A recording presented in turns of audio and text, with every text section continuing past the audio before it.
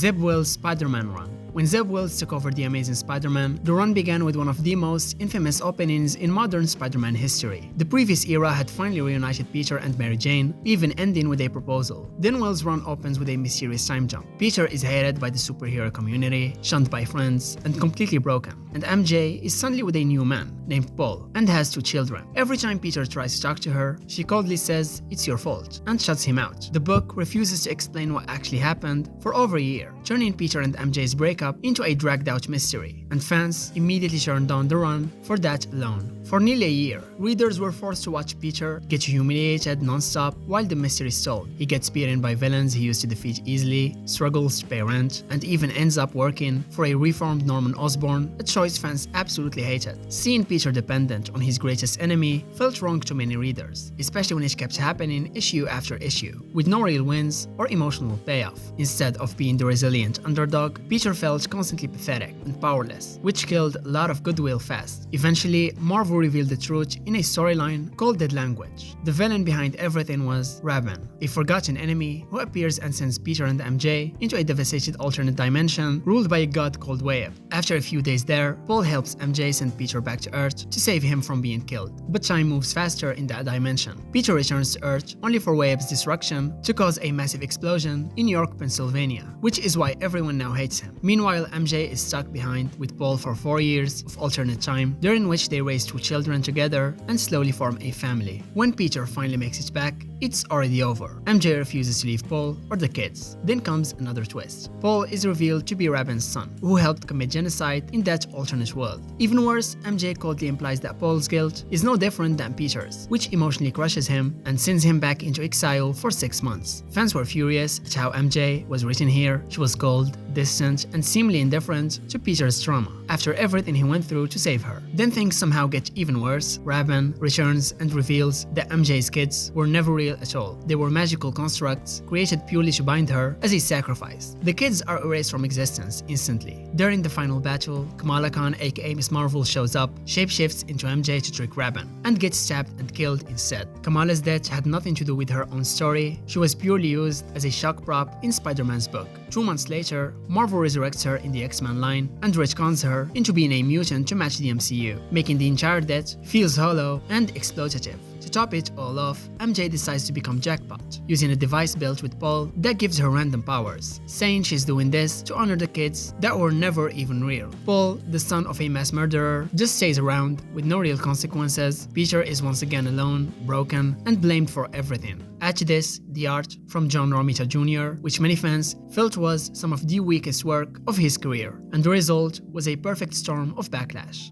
Heroes Reborn. In the late 90s, Marvel was in trouble. Real trouble. Sales were collapsing, the comic bubble had burst, and the company was sliding toward bankruptcy. Before the MCU existed, before Iron Man was a global icon, Marvel was desperate for anything that could revive interest in their classic heroes. Their solution was a massive reboot called Heroes Reborn, a project meant to reimagine the Avengers, Fantastic Four, Iron Man, and Captain America for a new generation. It sounded ambitious, bold, and in the end, it became one of the most controversial reboots in Marvel history. To generate hype, Marvel brought back 2 superstar artists who had left years earlier to form Image Comics, Jim Lee and Rob Liefeld. On paper, this was a dream move. These 2 were legends of 90s comic art. Splashy, oversized muscles, big guns, dramatic poses, everything loud and extreme. Marvel assumed fans would rush back just to see what these creators did with beloved characters. And at first, sales looked strong, but the excitement didn't last long. The problem wasn't the artists themselves, it was the direction of the reboot. Instead of feeling like modern updates to classic characters, Heroes Reborn felt like a complete personality override. Familiar heroes were redesigned beyond recognition, plots took strange turns, and the tone was so aggressively 90s edgy that it almost felt like a parody of itself. Captain America's proportions became infamous, Iron Man and Fantastic Four read like alternate universe versions instead of the characters fans loved. Readers started to realize that this relaunch wasn't building something new, it was erasing history to start fresh, without offering anything better in return. Even though Jim Lee delivered solid artwork and gave Iron Man and Fantastic Four a bit more polish, Rob Liefeld's Avengers and Captain America books were mocked instantly for awkward anatomy, odd storytelling choices, and a tone that just didn't fit the characters. It wasn't wasn't reinvention, it was disorientation. Marvel expected Heroes Reborn to save the company. Instead, fans rejected it so loudly that Marvel reversed course only a year later, launching Heroes Return,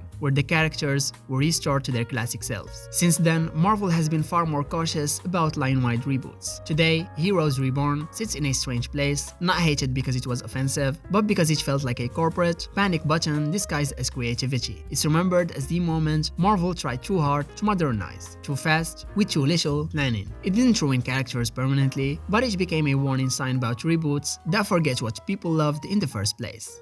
The Kindred Saga. It started with massive promise. During Nick Spencer's run on The Amazing Spider-Man, Marvel introduced a terrifying new villain named Kindred, a demonic figure who clearly knew Peter Parker on a deeply personal level. From the beginning, this villain wasn't just another bad guy trying to rob a bank or rule the city. He wanted to break Peter, mentally, emotionally, and spiritually. The character felt dangerous in a way Spider-Man villains rarely do, and fans were instantly hooked. One of the most shocking elements of the early story is that Kindred kills Peter Parker multiple times and brings him back to life as part of a twisted revenge game. These deaths aren't played as simple fake-outs, they are part of the punishment. Peter is forced to relive failure, guilt, and fear over and over again, while Kindred watches. The tone is dark, psychological, and cruel in a way that genuinely felt fresh. For a while, it looked like Marvel was building toward one of the most personal Spider-Man villains ever created, and for months, the series teased one huge mystery. Who is Kindred? The story drops hints non-stop, dialogue full of emotional history, references to Peter's past sins, broken friendships, buried guilt. Eventually, the reveal lands. He is Harry Osborn, Peter's best friend. On paper, that's a strong twist. Harry coming back as a supernatural nightmare, haunting Peter makes perfect emotional sense. The problem is, that's not where the story actually drops. In a baffling second twist, Marvel then reveals that Kindred is actually tied to Gabrielle and Sarah Stacy, the infamous characters from the hated Since Past storyline. These kids were introduced as the secret kids of Gwen Stacy and Norman Osborn, a retcon fans already despised. Then the story twists again, revealing those two weren't really Gwen's kids after all. They were clones created by an AI copy of Harry Osborn, who manipulated everything behind the scenes to psychologically torture Peter. Yes, the villain is now an AI ghost, controlling clone demons, pretending to be people who might not even be real. And that's where the biggest failure hits. Nothing makes coherent sense anymore. Kindred had godlike, supernatural powers, reality-wrapping abilities, and full control over death itself. But this story never clearly explains how. The emotional through line becomes buried under layers of retcons stacked on top of retcons. Fans who followed the mystery for years suddenly felt like the payoff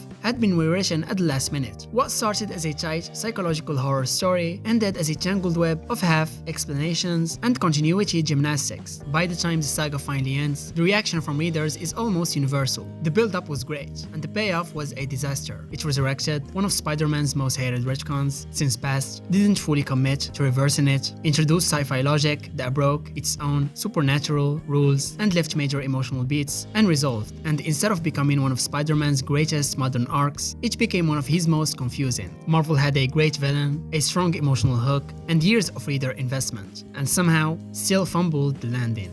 Ultimates 3. When it launched in 2008, it had everything going for it. The first two Ultimates volumes had redefined Marvel for the 2000s, with grounded politics, brutal action, and cinematic storytelling. The Ultimate Universe was edgy, yes, but it was still smart. Then Jeff Loeb took over writing duties, and everything changed overnight. Instead of pushing the universe forward, Ultimates 3 drove it straight into controversy, shock for shock's sake, and some of the most baffling creative choices Marvel has ever approved. The book revolves around a murder mystery. Scarlet Witch is found dead, and the Ultimates scramble to find the killer. On the surface, this should have been a dark, emotional thriller, but that plot is quickly hijacked by the most infamous decision in the series, the explicit confirmation that Scarlet Witch and Quicksilver are in a romantic and sexual relationship. Earlier Ultimate stories teased an unhealthy closeness as edgy subtext. Ultimates 3 removes all ambiguity. It flat out confirms it. No metaphor, no implication, just outright incest as canon. And then it somehow gets worse. Through flashbacks, the comic heavily implies that Wolverine might actually be the twins' biological father. The story never confirms it 100%, but it plants the idea intentionally. That means the comic is flirting with the possibility that Wolverine may have unknowingly fathered children who later entered a sexual relationship with each other. This single implication alone detonated fan trust in the series. It wasn't provocative in a meaningful way, it felt grotesque, unnecessary, and designed purely to shock readers into talking about the book, one of the most most infamous scenes involves Captain America discovering what's going on between the twins. His reaction is exactly what you'd expect: confusion, discomfort, and disbelief. But instead of the story treating this revelation with the horror it deserved, Wasp awkwardly tries to rationalize it, minimizing the situation in a way that felt outrageously tone-deaf. This is the moment where readers mentally checked out. Meanwhile, the rest of the plot continues collapsing around this madness. The murder mystery leads to a ridiculous reveal involving Doctor Doom's brain controlling Ultron, culminating in a giant robot battle that feels completely disconnected from the emotional stakes the story pretended to set up. So in the end, the entire book becomes a swirling mess of fake deaths, fake twists, fake tension, all drowned under the weight of the incest storyline that nobody asked for. Fans were willing to accept darker takes on heroes, they were willing to accept moral grey areas. What they were not willing to accept was the writing. Ultimate 3 didn't push boundaries, it bulldozed them for attention. And from this point forward, the Ultimate line never fully recovered.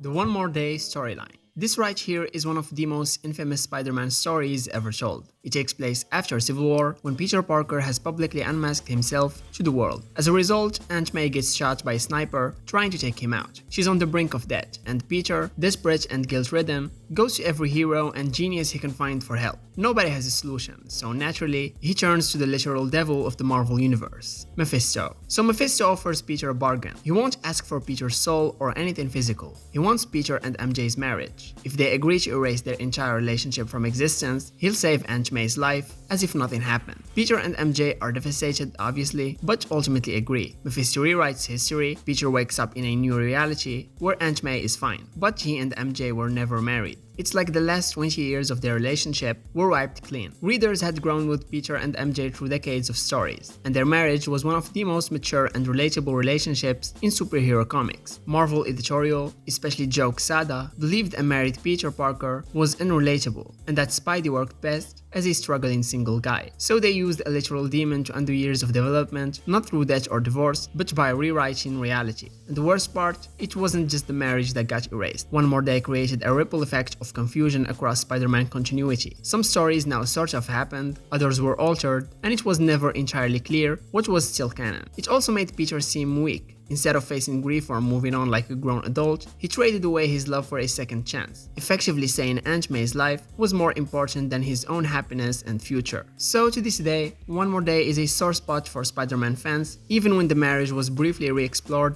in Renew Your Vows or Spider-Verse, it was always in alternate timelines, and Marvel still hasn't fully undone the story. It's a retcon that tried to reset Spider-Man, but instead broke a part of him, and fans haven't stopped calling it one of Marvel's worst decisions ever since. Trouble.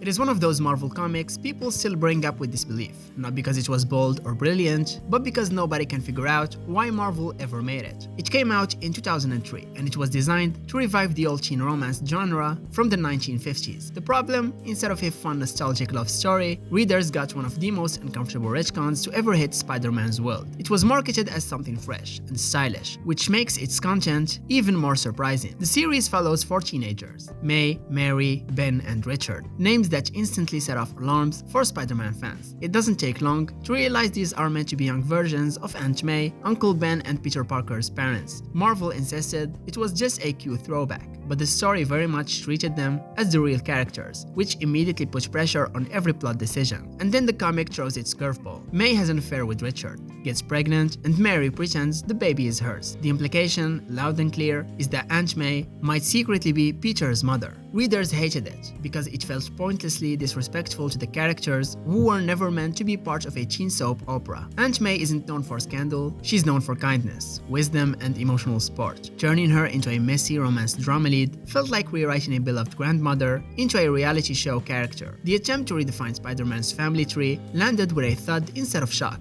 because nobody asked for this story in the first place. If the plot wasn't enough, the marketing made everything weirder. The covers featured real actresses posing in bikinis, which immediately confused readers, especially since Marvel aimed the book at teen drama fans. Instead of helping sales, the covers pushed the comic into a creepy, uncomfortable tone that didn't match the writing or audience. It felt both outdated and desperate, as if Marvel thought scandal alone could sell the book. Spoiler, it didn't. The comic didn't sell well, wasn't well reviewed, and quietly disappeared after 5 short issues. Most fans assumed Marvel would never mention it again, and honestly, that would have been the best outcome. But in 2011, after Mark Millar became a big Hollywood name thanks to Kick-Ass and Wanted, Marvel decided to reprint Trouble in a collected edition. Talk about a bad decision. To this day, Trouble remains a comic that exists only for people who love looking back at Marvel's strangest creative decisions. It didn't revive romance comics, it didn't enrich Spider-Man's history, it didn't even shock people in an interesting way. If there was a comic Marvel might secretly wish never happened, Trouble would be near the top of that list. The Clone Saga. What started as a callback to a 1970s arc involving a clone of Peter Parker quickly ballooned into a sprawling narrative that took over nearly every Spider-Man title for 2 years. The central hook was, what if the Peter Parker fans had been following for years wasn't the real Spider-Man? The idea was to introduce Ben Reilly, a clone who might actually be the original, and use that twist to shake up the status quo in a meaningful way. And the writers here were rewriting Spider-Man's very identity. The original intent behind the story was to streamline Peter's increasingly complicated life, even giving him a happy ending with Mary Jane, while Ben took over the role of Spider-Man. But editorial mandates and constant rewrites dragged the story out far beyond its planned scope. New villains were added, new subplots introduced, and the mystery kept shifting as the creative team struggled to keep up. What could have been a tight, shocking arc turned into a bloated saga that often felt like it was chasing its own tail, to the point where readers got whiplash from the constant reveals, retcons, and bait-and-switch moments. To be honest, the introduction of Ben Reilly did offer something fresh. His Scarlet Spider persona brought a more grounded street-level feel to the web-slinger role,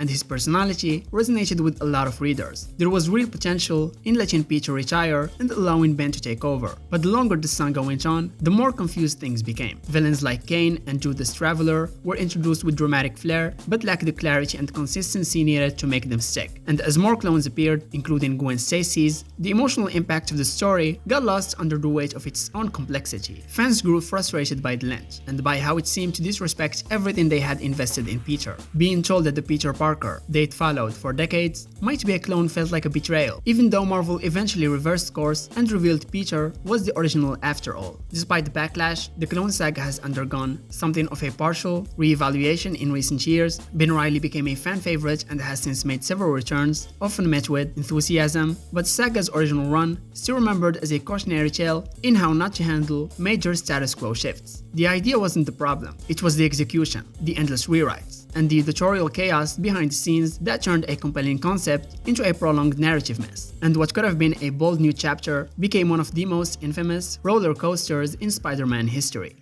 Avengers 200. In Avengers 200, Carol, known then as Miss Marvel, suddenly finds herself pregnant with no memory of how it happened. Over the course of just a few days, she carries the child to term, gives birth, and watches as her son rapidly grows into adulthood. The man, Marcus, reveals that he manipulates time and reality to bring her into another dimension, Limbo, where he could be born. The twist, he is also the one who impregnated her. The comic tries to pass all of this off as some sort of cosmic love story, but things aren't as innocent as they seem. Marcus admits to abducting Carol and influencing her mind so she would fall in love with him. While the comic never uses the word, the scenario is clear. Carol was violated while under psychological manipulation and then made to bear the child of her abuser. What makes the story even more horrifying is how casually the other Avengers react to it. Instead of confronting Marcus or even questioning the morality of what just happened, they sent Carol off with him, seemingly under the assumption that she's going willingly. There's no concern for her autonomy, no anger on her behalf, just a group of supposed heroes giving their blessing to a situation that clearly wasn't right. After Marcus dies in Limbo, Carol returns to Earth in Avengers Annual 10, written by Chris Claremont, who was deeply disturbed by how the earlier story had been handled. This time, Carol speaks for herself. She explains that she had been mentally enslaved and manipulated, and she calls out the Avengers directly for their failure to protect her or even question what was happening. And for once, the story doesn't shy away from the trauma she experienced. Carol's assault was presented without consequence in the original story, and was actually romanticized. Marcus' actions were brushed off as a side effect of love, and Carol's agency was entirely stripped away. There was no sense of responsibility or care for the emotional reality of the character. Years later, even Marvel's editorial staff would openly admit how badly they had mishandled the story. Jim Shooter, Marvel's editor-in-chief at the time, called Avengers 200 a travesty, and what was meant to be a celebratory issue turned into one of the most infamous and criticized comics ever published. Marville. It is widely known as one of the most hated Marvel comics ever printed, the kind of comic Marvel quietly buries and never wants to talk about again. You can't find it on Marvel Unlimited, you won't see it in digital stores, and unless you buy physical issues, the series basically doesn't exist, and Marvel probably prefers it that way. This wasn't just a misfire, this was a company-wide embarrassment. The comic was written in 2002 by Bill Jemas, who at the time was the president of Marvel Comics. That alone makes the comic unreal, because instead of a polished, professional story, readers got a bizarre satire starring a character named Cal AOL Turner, a joke combining Superman and America Online. If that pun doesn't make you laugh, the comic has almost nothing else to offer, except maybe a random, red-haired woman who appears half-dressed on every cover for absolutely no reason. It's comedy, marketing, and confusion blended into one chaotic smoothie. The story was part of a strange Marvel publicity stunt called You Decide, where fans were supposed to choose between 3 series to continue. Bill wrote Marville himself, and many people believe it exists purely because Marvel leadership assumed anything they created would automatically succeed. Instead, readers opened issue 1 and discovered an unfunny parody built on industry jokes, meta-references, and tone so smug it almost felt like it was mocking the audience for buying it. If that wasn't bad enough, the comic doesn't even know what genre it wants to be. The first issue tries to be a parody of superhero cliches, then it suddenly becomes a time travel story, then a weirdly philosophical meaning of life book. By the end, Marvel mutates into a lecture about evolution, morality, and society, like someone taped 3 totally different comics together and hoped nobody would notice. Every issue feels like a new disaster layered on top of the previous one. Critics destroyed it. One review said Marvel changes what kind of terrible comic it is every issue, while another called it the worst comic Marvel has ever published. Petty, misguided, and painfully written. To this day, it's held up as the gold standard for failure, and not the fun, so bad it's entertaining kind, the please make it stop kind. A comic that's interesting only in the way a car crash is interesting, because you can't believe someone allowed it to happen. Marvel only kept the series alive for 6 issues, and then it was gone, permanently. No reprints, no celebrations, no nostalgia, just silence. Secret Empire. When Secret Empire was announced in 2017, Marvel was trying to build toward a massive payoff for the controversial Hydra Captain America storyline. Written by Nick Spencer, the event was meant to be the grand conclusion to months of build-up where Captain America had secretly been rewritten as a Hydra agent. From the start, fans were already uncomfortable with that idea, but Marvel promised it would all make sense in the end. Secret Empire was supposed to be that payoff. Instead, it became one of the most exhausting and divisive Marvel events of the past decade. At the core of the story is the idea that Hydra Cap successfully takes over the United States using fear, propaganda, and manipulation. New York becomes sealed off in a massive barrier, heroes are labeled as enemies of the state, and the world falls under fascist control almost overnight. On paper, that's a powerful, dystopian setup, but the execution quickly fell apart. The takeover felt rushed, the government's collapse felt unrealistic, and the moral gravity of the situation never fully landed because the story kept undercutting itself with constant twists and delays. One of the biggest failures of Secret Empire is how it handled Steve Rogers himself. Instead of being a tragic hero, forced into terrible choices, Hydra Cap often came across as a cold, calculating villain with none of the heart or conflict fans associate with Steve. The story never truly settles on whether we're supposed to feel sympathy for him or pure hatred, and that tonal confusion weakens every major scene he's in. And when the emotional core of an event doesn't work, everything built on top of it starts to wobble. The event was also hugely bloated. Secret Empire stretched across the main series, plus dozens of tie-ins, many of which added very little to the core story. Important plot points were scattered across multiple books, making the narrative feel fragmented and exhausting to follow. Readers were constantly asking to jump between titles just to understand basic developments. What should have been a tight, intense, political thriller turned into a slow, sprawling checklist of required reading. Delays made everything even worse. The final issues of Secret Empire were repeatedly pushed back, killing momentum and fueling fan frustration. By the time the story finally ended, many readers had emotionally checked out, and when the resolution arrived, with the real Steve Rogers restored and the Hydra Cap erased from existence, it felt less like a powerful conclusion and more like Marvel desperately hitting the reset button before things got even more uncomfortable. The event took a risky premise, stretched it far beyond its limits, buried it under tie-ins and delays, and then rushed the ending when fan backlash became too loud to ignore. Instead of being a defining Captain America saga, Secret Empire became one of those events Marvel rarely references, because it's easier to pretend it never really happened.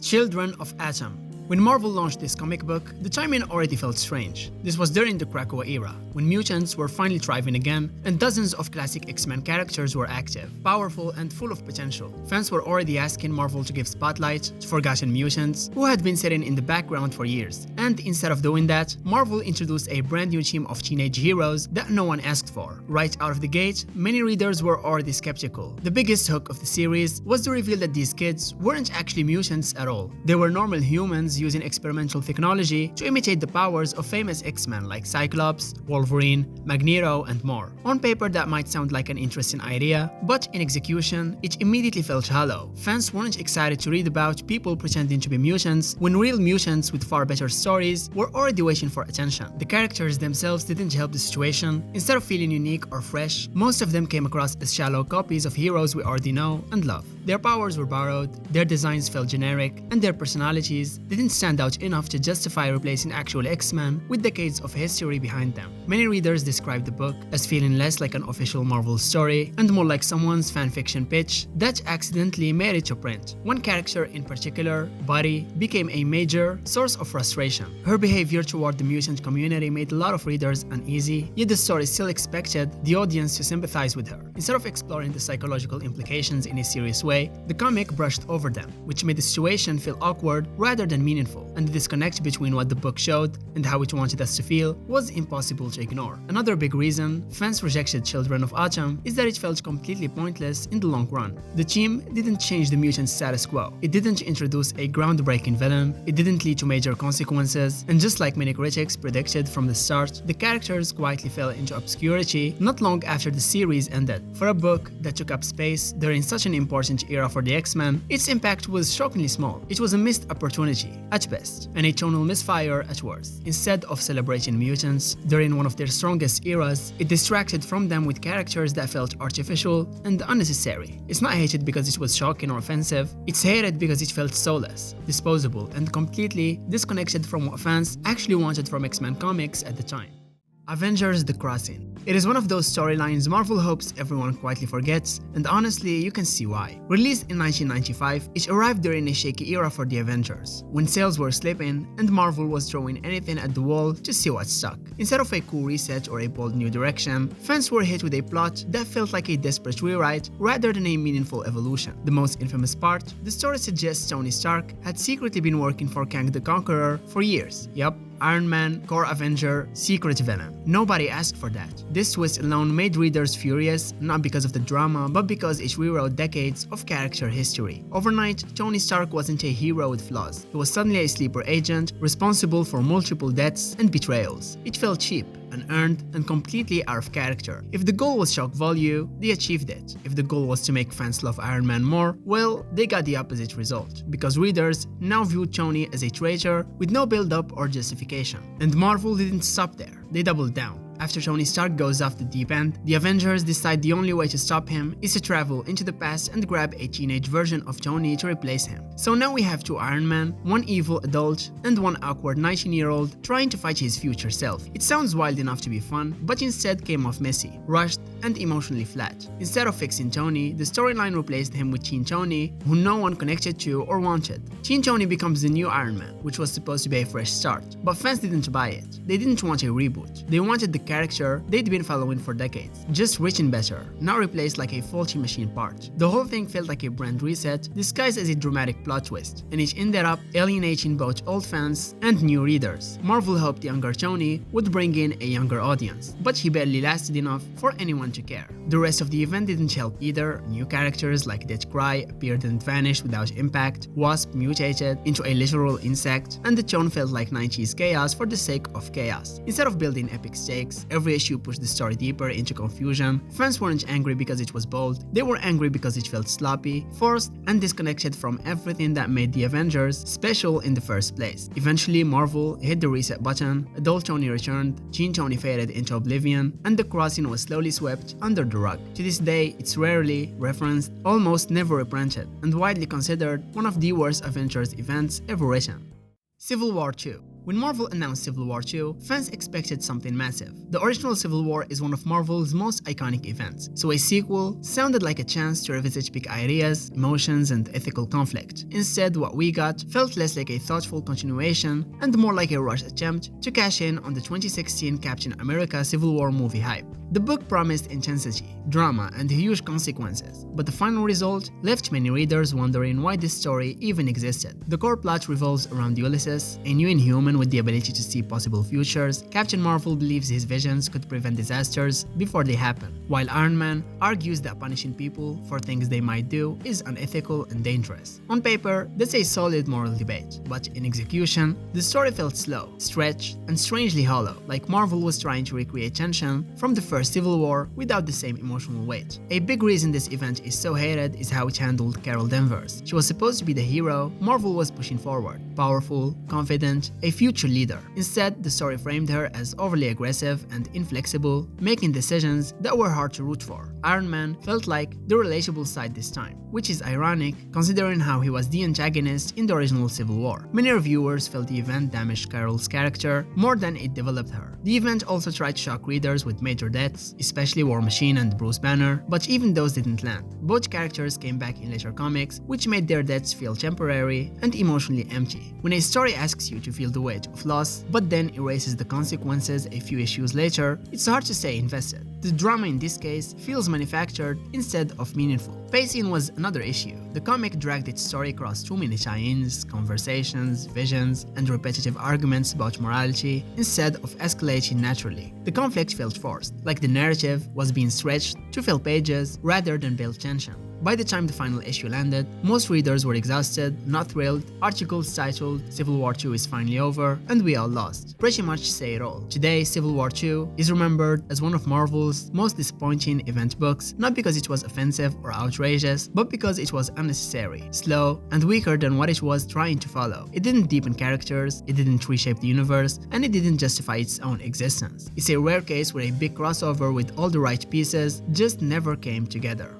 Inhumans vs. X-Men. It is one of those Marvel events that spiraled out of a problem inside the company rather than a story fans actually wanted. At the time, Marvel was heavily pushing the Inhumans as a replacement for the X-Men, a business move tied to film rights rather than creativity. Instead of building the Inhumans organically, Marvel forced them into the spotlight, and Inhumans vs. X-Men became the breaking point. The result was a war nobody really asked for, with fans on both sides feeling frustrated rather than excited. The central conflict revolves around the Terrigen Mist, a substance that transforms Inhumans into superpowered beings, but slowly kills mutants. Instead of negotiating, searching for alternatives, or working together, the story immediately pushes both sides toward war. The X-Men are fighting for survival, the Inhumans are fighting for their cultural identity, but the writing frames them in ways that make both look irrational. It's hard to root for either team when the plot forces them into conflict rather than building it naturally. Marvel wanted to make the Inhumans the next big franchise, but the storyline ended up hurting them more than helping. Instead of making them look heroic, IVX paints them as obstacles to mutant survival, a group protecting a toxic cloud even if it kills innocent people. For X-Men fans, watching their favorite characters suffer for a marketing agenda was not cool. For Inhumans fans, it felt like their heroes were being sabotaged before they ever had a chance to grow. The writing doesn't give much room for nuance. Characters who should have been allies spend most of the event arguing or acting out of character, not because it fits them, but because the plot demands it. Complex moral questions like cultural preservation, survival, and coexistence are barely explored. Instead, we get punching, shouting, and a conflict that doesn't feel earned, like watching two powerful teams fight because Marvel needed the sales spike. Worse, the event didn't give either franchise a satisfying payoff. The war ends, but nothing meaningful is learned, and no relationship feel repaired. The Inhumans ultimately suffer more from the fallout. After this story, their momentum dies, their series collapse, and Marvel quietly steps away from pushing them as a flagship property. Instead of becoming Marvel's next big thing, IVX became a tombstone, marking the end of an era. The event tried to elevate the Inhumans and ended up burning them down. It tried to challenge the X-Men and ended up making them look irrational. It didn't unite fandom, it split them. And in the long list of Marvel events, IVX stands as a perfect example of what happens when storytelling follows business instead of passion. Secret Wars 2.